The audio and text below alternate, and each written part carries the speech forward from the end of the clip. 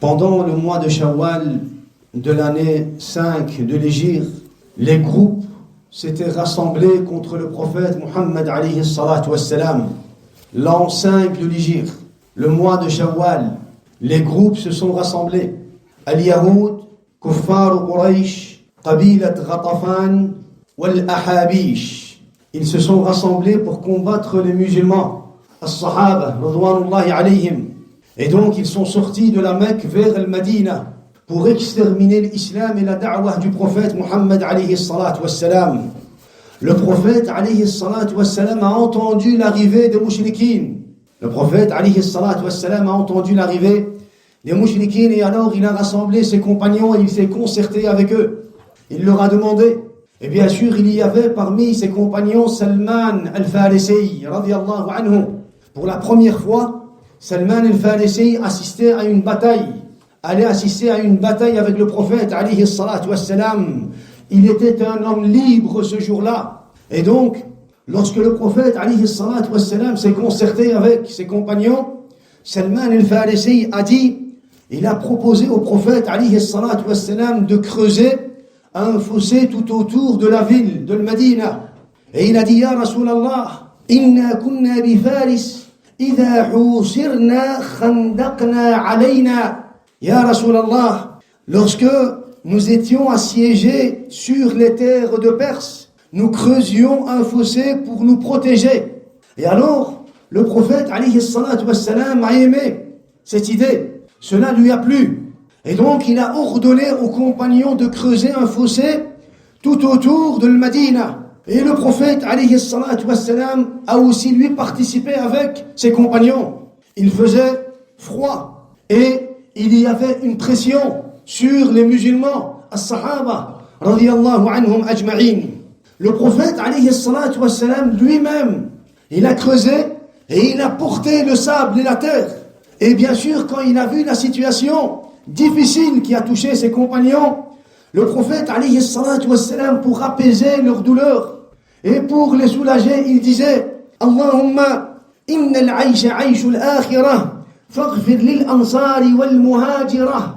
Le prophète, alayhi salatu wassalam, lorsqu'il avait vu la situation des muhajirines et des ansar, la situation désastreuse des compagnons, la faim, le froid, la pression, le stress, le prophète, alayhi salatu wassalam, disait Allahumma innal aisha aishul akhirah, faghfir lil ansari wal muhajirah.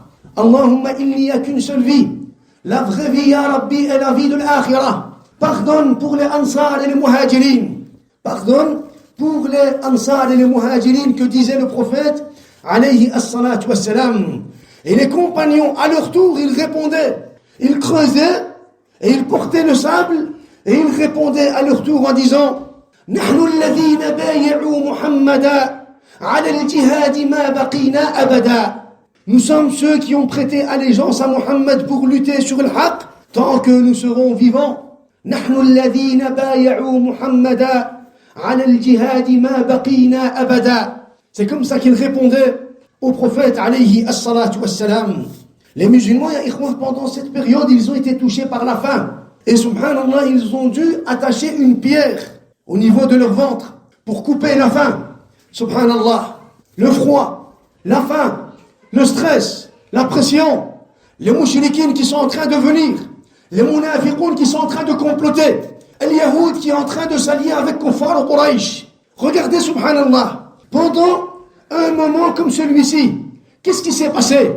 Subhanallah, Al-Bara ibn Azib, ya ikhwa, il nous dit لما أمرنا رسول الله صلى الله عليه وسلم أن نحفر الخندق عرض علينا فيه حجر لا يأخذ فيه المعول أي لا يؤثر فيه فاشتكينا إلى رسول الله صلى الله عليه وسلم فجاء رسول الله وأخذ المعول ورفع ثوبه.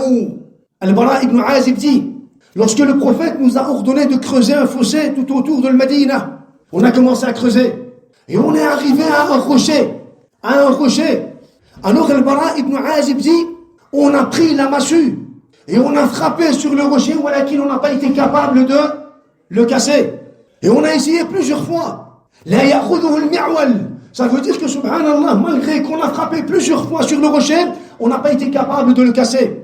Alors on a été se plaindre au prophète, alayhi salatu wassalam. On a dit, ya Rasulallah, pendant qu'on creusait, un rocher nous a empêché de continuer. On n'arrive pas à le casser. Alors il dit, le prophète, alayhi salatu wassalam, est arrivé. Et il a levé ses vêtements. Et il a pris la massue. Et il a dit, Bismillah. Et il a mis un coup. Et il a cassé un tiers du rocher. Et ensuite, il a levé la tête. Et il a dit, Allahu Akbar, u'titu mafatih al-Sham. Wallahi inni la ubsiru qusur al-humr al-an min makani hada. Il a dit, Allahu Akbar, les clés de Sham m'ont été données.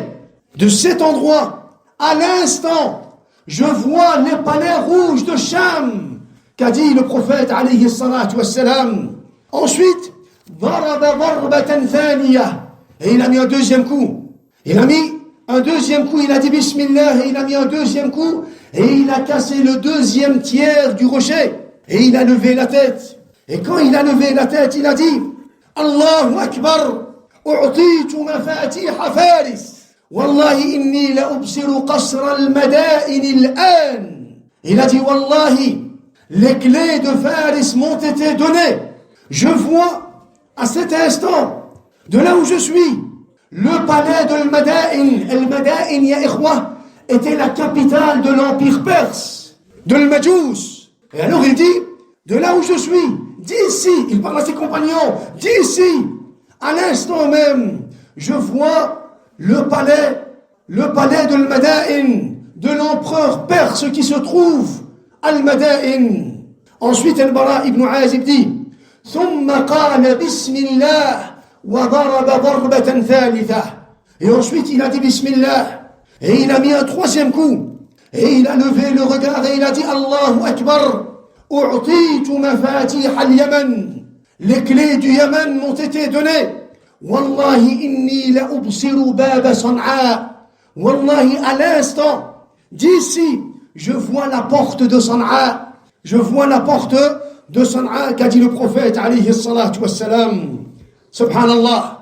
Qu'est-ce que le prophète voulait faire? Ou alors, pourquoi est-ce qu'Allah Azza wa Jal avait destiné cela aux musulmans et au prophète, alayhi salatu wassalam? Ya ikhwa, le prophète, alayhi salatu wassalam, il voulait élever l'espoir des musulmans. Il voulait leur donner une espérance. Subhanallah. Les compagnons, ils sont à Medina. Ils sont à Medina. Et les mouchrikoun vont bientôt arriver.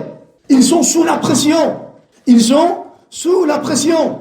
Il y a la faim, la fatigue, le froid, le stress. Walakin, subhanallah, le prophète, alayhi salatu wassalam, pendant un moment difficile, comme celui-ci, il a voulu élever l'espérance et l'espoir des croyants dans leur cœur. Il a voulu pousser les musulmans à avoir confiance en Allah tabaraka wa ta'ala. Subhanallah. Ya ikhwa, le musulman, même dans sa situation ou dans la situation la plus pire, il ne désespère pas. Il ne perd pas espoir. Il garde toujours espoir en Allah tabaraka wa ta'ala, même dans la situation la plus pire, même lorsqu'il va rencontrer les plus grandes épreuves, même lorsqu'il va rencontrer les plus grandes difficultés.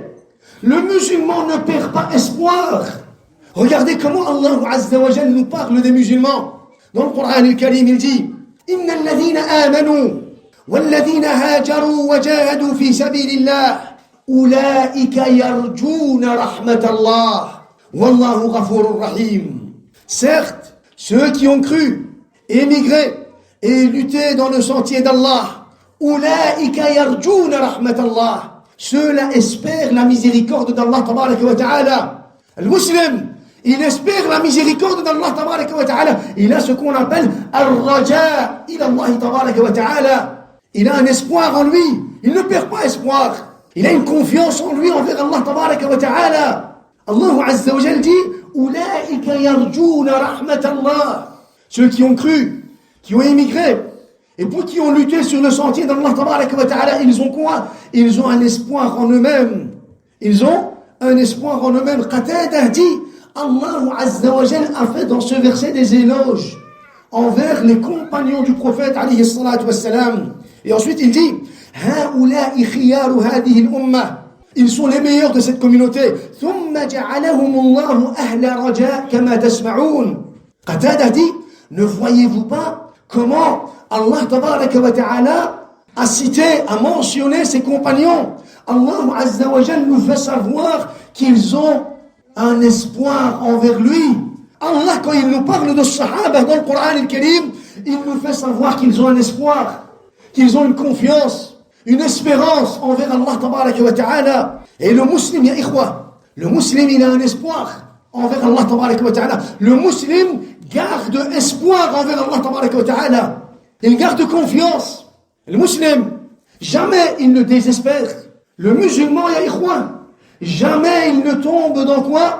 Ou alors jamais il ne désespère de la miséricorde d'Allah tabaraka wa ta'ala. Même dans sa situation la plus pire, il garde espoir envers Allah Azza wa Jal. Et cela, ya ikhwa, et cela est un des plus hauts niveaux de l'adoration d'Allah tabaraka wa ta'ala. En tant que musulman, tu dois avoir cela en toi-même. Regardez, Allah Azza wa Jal, il nous parle de l'exemple de Moussa alayhi salam dans le Coran. Moussa alayhi salam, il a fait une da'wa, et il a rencontré Pharaon, et il a exposé le tawhid au Pharaon. Alors, lorsque Moussa a quitté la ville, l'Égypte, pour se diriger vers la Palestine, ils sont arrivés devant la mer.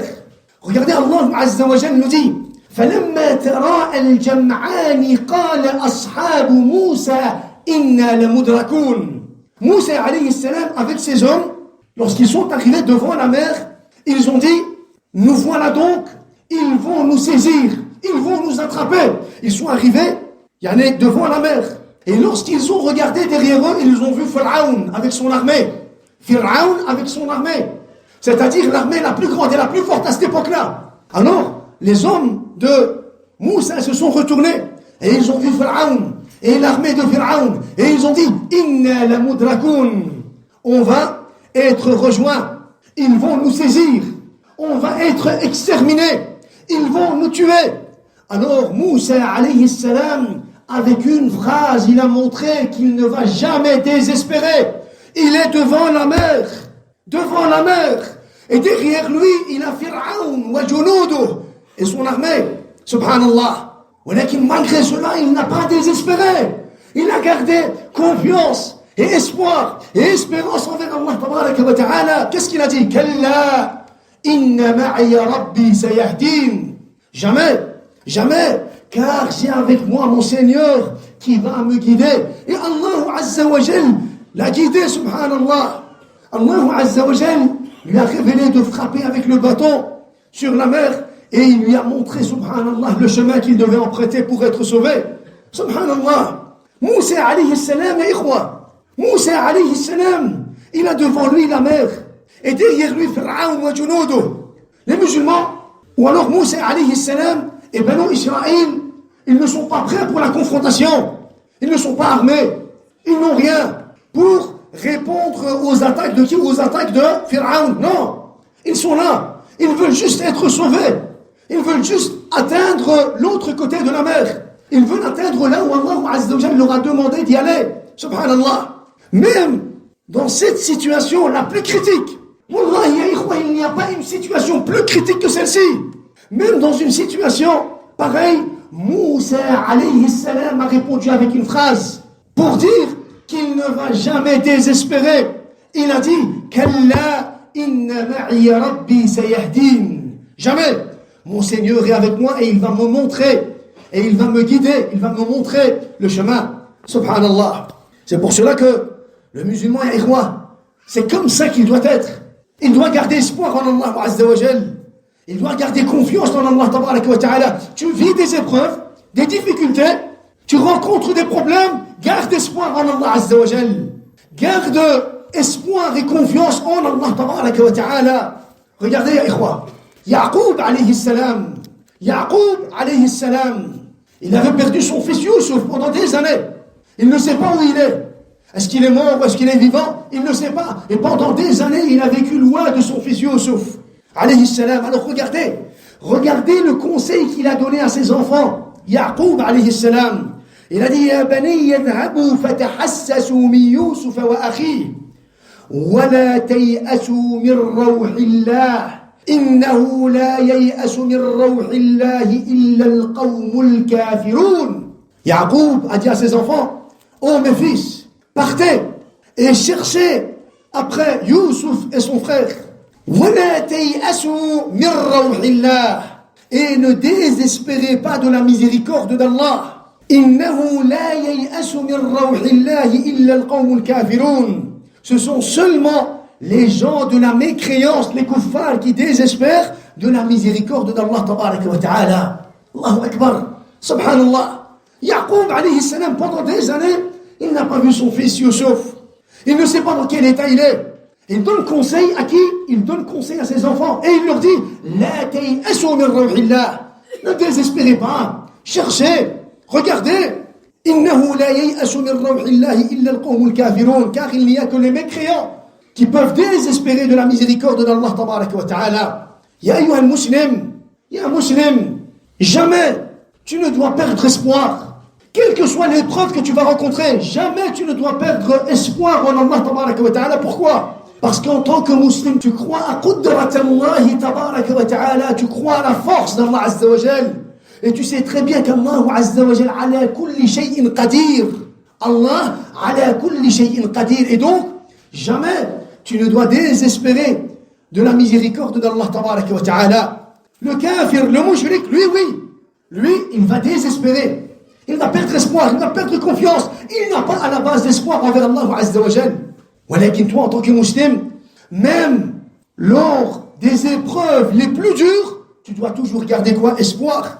Regardez, Abdullah ibn Abbas dit, Inna al-mu'mina min Allah ala khayrin yarjuhu fil bala. Le musulman, envers Allah tabaraka wa ta'ala, il est toujours sur le khayr, sur le bien. Pourquoi? Parce que même lors des épreuves, il garde espoir en Allah azza wa jal. Le musulman, il est comme ça. Subhanallah. Lorsqu'il est en tranquillité, lorsqu'il est bien, il a de l'espérance envers Allah azza wa jal. Walakin Abdullah ibn Abbas, il dit, le musulman, envers Allah tabaraka wa ta'ala, il est toujours sur le khayr. Pourquoi? Parce que même quand il va rencontrer des difficultés, il va garder espoir en Allah tabaraka wa ta'ala. Regardez, les rois, les anges, lorsqu'ils sont venus voir Ibrahim alayhi salam pour lui annoncer les bonnes nouvelles, Allah azza wa jal dit, قالوا بشرناك بالحق فلا تكن من القانطين. Les anges, lorsqu'ils sont venus voir Ibrahim, ils lui ont dit, nous t'annonçons la vérité, ne sois donc pas de ceux qui désespèrent. Regardez les anges qui sont venus voir Ibrahim alayhi salam, ils lui ont dit, nous t'annonçons la vérité, ne sois donc pas de ceux qui désespèrent. Alors Ibrahim alayhi salam a répondu, وَمَنْ يَقْنَطُ مِنْ رَحْمَةِ رَبِّهِ إِلَّا الضَّالُّونَ. Et qui désespère de la miséricorde de son Seigneur, sinon les égarés. Les égarés. Le musulman, il ne perd jamais espoir. Jamais, ikhwa. Le musulman, jamais, il perd confiance ou alors espoir en Allah tabaraka wa ta'ala. Seuls les égarés, les faibles d'esprit, les faibles de science, les faibles de iman, les munafiqin ou les mushrikin, seuls ceux-là perdent espoir en Allah tabaraka wa ta'ala. Walakin toi, en tant que musulman, tu dois toujours garder en toi cette confiance. Le mushrik ou le munafiq ou le faible d'esprit tout simplement, il regarde cette vie, lorsqu'il est touché par les épreuves, toujours du côté sombre. Il regarde les épreuves toujours du côté obscur, toujours du côté négatif. Walakin le musulman, il n'est pas comme ça. Le musulman, même quand il est dans les épreuves, il regarde les épreuves avec espoir, c'est-à-dire du côté positif. Subhanallah. Regardez, Nuh alayhi salam, ikhwa, lorsqu'il faisait la da'wah à son peuple, il leur a expliqué le tawhid. Et il leur a dit une phrase. Allah azza wa jalla nous dit que le prophète Nuh a dit à son peuple, Ma lakum la tarju'una lillahi waqara. Qu'avez-vous à ne pas espérer Allah comme il se doit? Qu'avez-vous à ne pas espérer Allah comme il se doit? Saïd ibn Jubayr dit, Ma lakum la tarju'una lillahi thawaban. Qu'avez-vous à ne pas espérer la récompense d'Allah? La récompense d'Allah. Ya akhi, tu es musulman. Et le musulman va mériter le paradis. Donc tu dois espérer la récompense d'Allah tabaraka wa ta'ala. Toi tu es musulman, tu ne peux pas perdre espoir. Tu ne peux pas tomber dans quoi? Dans la désespérance. Tu ne peux pas. Tu ne peux pas perdre confiance en Allah tabaraka wa ta'ala. Tu es musulman. Si tu es musulman, si tu as accepté le tawhid, si tu as dit la ilaha illallah, il est tout à fait évident que tu vas rencontrer des difficultés, des épreuves. Tu vas être éprouvé ici sur terre, avec toutes sortes d'épreuves. Walakin en aucun cas tu dois perdre quoi? Espoir en Allah tabaraka wa ta'ala. Parce que le musulman, il espère quoi? Il espère la grande récompense, le paradis. Il espère voir Allah tabaraka wa ta'ala au paradis. Il espère être avec al-anbiya was-siddiqin was-shuhada was-salihin wa hasuna ulaika rafiqa. Il espère quoi? Il espère la satisfaction d'Allah tabaraka wa ta'ala. Subhanallah. Donc, ya ikhwa, l'espoir en Allah azza wa jal, ya ikhwa, est un des points qui différencie le musulman du mushrik, ya ikhwa. C'est ce qu'on doit comprendre. L'espoir en Allah, le fait de garder espoir en Allah est un point qui différencie le musulman du mushrik. Allah Azza wa Jalla dit وَتَرْجُونَ مِنَ اللَّهِ مَا لَا يَرْجُونَ. Et vous espérez d'Allah ce qu'ils n'espèrent pas. Vous espérez d'Allah, ولكن eux ils n'espèrent pas. Le mushrik, il n'espère pas. Il n'a pas d'espérance en Allah tabaraka wa ta'ala. Le mushrik, il va espérer des associés, des fausses divinités qu'il va donner à Allah tabaraka wa ta'ala, qu'il va associer à Allah tabaraka wa ta'ala. ولكن le musulman, lui, il espère. Il espère quoi? Il espère une belle vie. Il espère un rizq de la part d'Allah. Il espère la satisfaction d'Allah. Il espère un ni'am, les bienfaits d'Allah. Il espère la récompense d'Allah, al-hasanat. Il espère le paradis. Il espère ru'yat Allah tabaraka wa ta'ala. Il espère quoi? Il espère les hauts degrés du paradis. Le musulman, il a toujours une espérance en lui, ya ikhwa. Subhanallah. Et donc, ya ikhwa, comme vous le savez, et comme vous le voyez, les musulmans vivent une période de critique, une période difficile. Les musulmans vivent une période difficile, une période remplie de tentations et de difficultés et d'épreuves. D'un côté, les kuffars mushrikin, a'da Allah. De l'autre côté, les munafiqoun, hypocrites qui cherchent à détruire l'islam de son intérieur. Et on a aussi bien sûr les qawarid qui mettent la pression sur l'islam ou les musulmans. Et on a aussi أهل البدع وأهل الأهواء من الجهمية والمرجئة والخوارج. Il y a encore les autres sectes qui font quoi? Qui cherchent à falsifier l'islam et à détruire l'islam. On a aussi ceux qui propagent le fitan wa shubuhat, les difficultés, les épreuves. Subhanallah. À chaque front, subhanallah, il y a a'da Allah. Soit parmi les mushrikin, soit parmi les munafiqin, soit parmi les tawaghit, ou alors tout simplement parmi أهل البدع وأهل الأهواء. Et le musulman, il est là.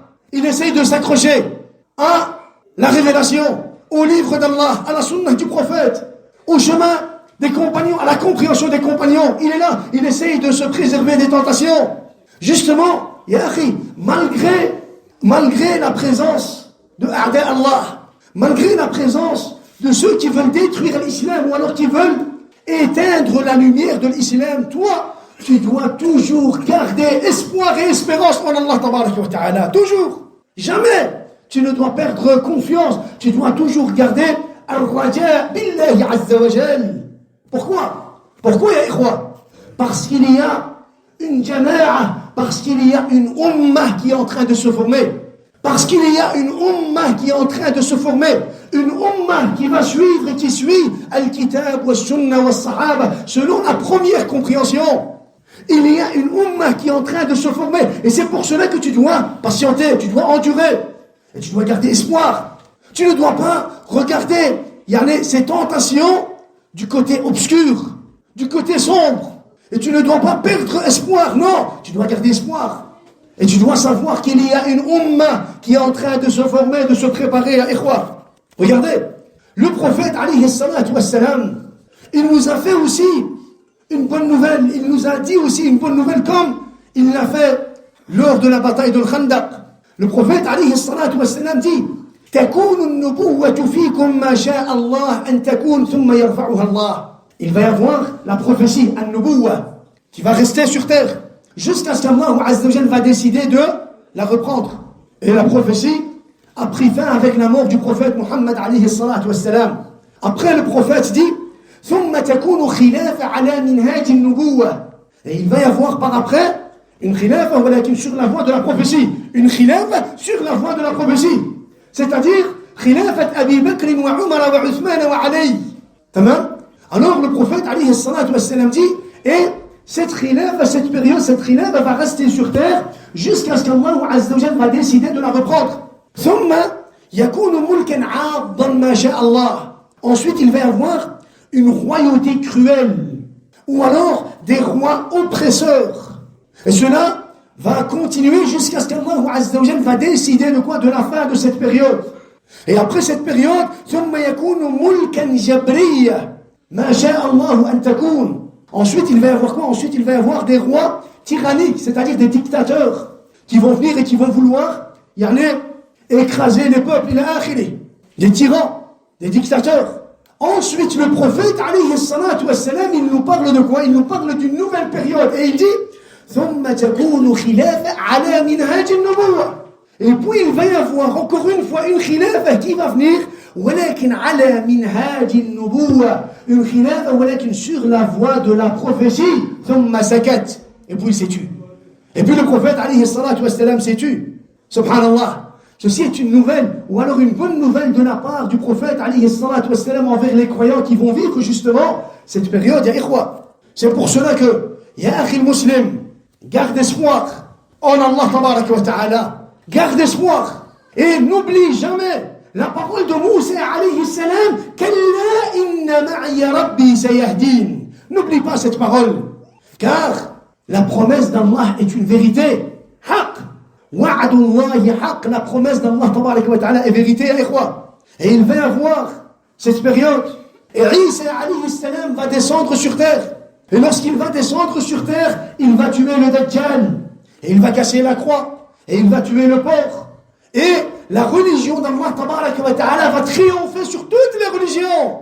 Et le jugement d'Allah tabaraka wa ta'ala va être au-dessus de tous les jugements. Donc, ne perds jamais espoir en Allah tabaraka wa ta'ala. Même si sur ce chemin, tu te sens faible. Imaginons que tu t'es senti faible, fatigué. Non, ne te fatigue pas. N'affaiblis pas. Garde espoir. Même si les gens vont te quitter et que tu vas te retrouver seul, même si des gens vont quitter le chemin de cette da'wah, le chemin du tawhid, même si les gens vont tourner dos à ce chemin, au chemin du tawhid, de la da'wah, même si les gens vont te critiquer, même si les gens vont vouloir te faire du mal, ne perds jamais espoir en Allah tabaraka wa ta'ala. Suis ce chemin avec le sérieux de Salaf al-Salih, avec le sérieux de Salaf al-Salih, Jaddat al-Salaf, soit sur ce chemin, comme les premiers prédécesseurs.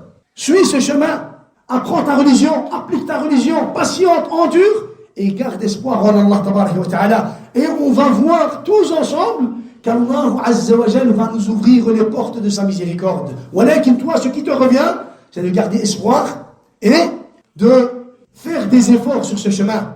De faire des efforts sur ce chemin, sur le chemin du tawhid et de la sunnah. Et vous allez voir qu'Allah azza wa jalla, lui, va se charger de quoi? Lui, il va se charger de soutenir les croyants al-mu'minin, al-muwahhidin.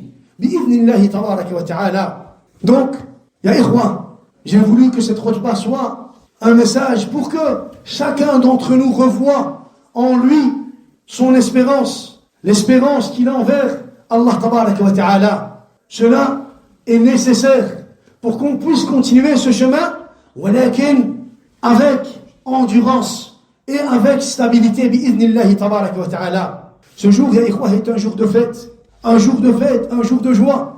Un jour de joie pour l'islam ou le muslimin, pour le muwahhidin.